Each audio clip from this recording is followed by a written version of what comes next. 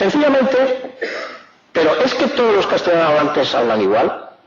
Y la pregunta es decir, yo entiendo a un malagueño, yo puedo entender a un murciano, yo puedo entender a un extremeño, yo puedo entender a un asturiano cuando habla español, yo puedo entender a un gallego cuando habla español, o a un catalán cuando habla español, o puedo entender a un vasco cuando habla español. Ninguno de estos habla exactamente igual que yo. Cada uno tiene, como se dice, su acento. Por cierto, todos tienen acento y yo también.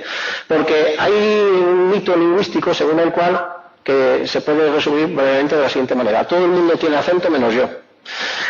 Cuando yo oigo un catalán, digo, ¿qué acento catalán tiene este señor? ¡Uf! ¡Qué acento! Madre mía, vaya. Oigo un argentino, ¡qué acento argentino! ¡Uf! ¡Qué acento! Oigo un ecuatoriano, ¡uy! Este cubano, ¿qué acento cubano tiene?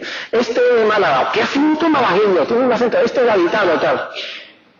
¿Y yo? ¿No tengo acento? Les puedo decir que los argentinos consideran especialmente irrisorio, irrisible y ridículo el acento madrileño.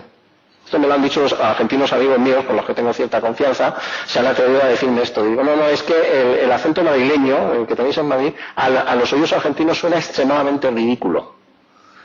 Pero normalmente nosotros, los castellanohablantes de Castilla, en este caso el madrileño como yo, pensamos que no tenemos acento, que los gallegos hablan español con acento, pero eso es un disparate, todo el mundo habla español con acento.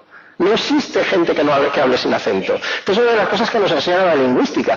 Porque el acento sea mío y no lo vea como tal no quiere decir que no lo tenga. Esto es muy importante.